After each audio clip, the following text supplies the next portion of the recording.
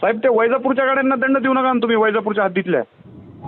साहेब आमचा बाहेरचा स्क्वॉड आहे, तुम्हाला तर माहिती आहे. बाहेरचा स्क्वॉड आहे, तुम्ही जरी बाहेरचा स्क्वॉड असेल तुमचा आदेश औरंगाबादसाठी वैजापूरसाठी नाही आहे. रस्त्यावर मला सगळं माहिती आहे. बाहेरचा स्क्वॉड गणेश शिवने बोलतोय मी. नाही साहेब, ही हा काय भारत पाकिस्तानची बॉर्डर नाही आहे. तसं नाहीये. तुम्ही वैजापूरच्या हद्दीमधल्या गाड्यांना दंड देऊ नका ना. वैजापूरची हद्द आणि औरंगाबादची हद्द ही काही रिमार्केबल नाही केलेली साहेब आमच्यासाठी. मग तुम्ही माहिती घ्या ना साहेब. माहिती घ्या. तुम्हाला माहित आहे का इथं काय चाललंय, तुम्हाला माहित आहे का?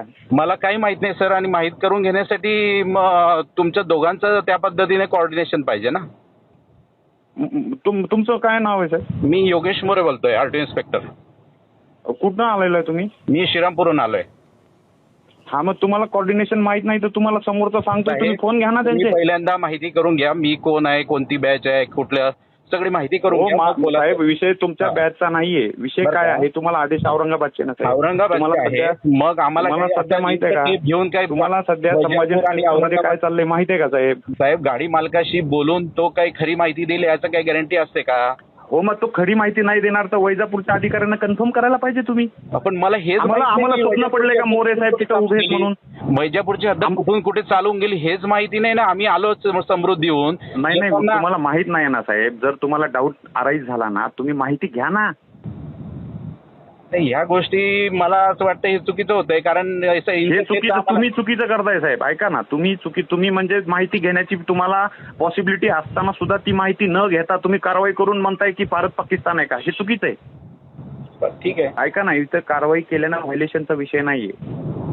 औरंगाबादच्या हद्दीमधल्या गाड्या अवैधपणे बोगस राजू नागरे नावाचा सस्पेंडेड इन्स्पेक्टर चालवतो. ते मला चलू द्यायचं नाहीये इथं. तुम्ही जसं कायद्यानं येऊन काम करताय ना तसं मी वैजापूरला कायद्यानं काम करतोय आणि औरंगाबादला राजू नागरे कायद्यानं काम नाही करत आहे.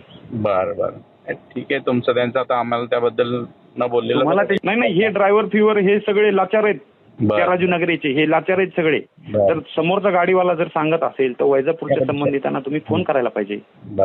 नाही, मी शक्यतो मालकांशी बोलत नाही साहेब फोन करताना, कारण ते वेग काहीतरी बोलतात, कोणाचं तरी आमदार खासदार तेव्हा असं असतं. त्यामुळे ते मला सांगा, जेव्हा तुम्ही भारत पाकिस्तान या हद्दीचा रेफरन्स घेता याचा अर्थ तुम्ही निडर अधिकारी आहात.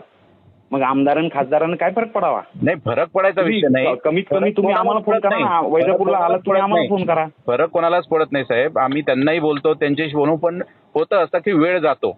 आणि एवढं करून सुद्धा त्या मालकाने ड्रायव्हरला काय सांगितलं, गाडी हलवू नको.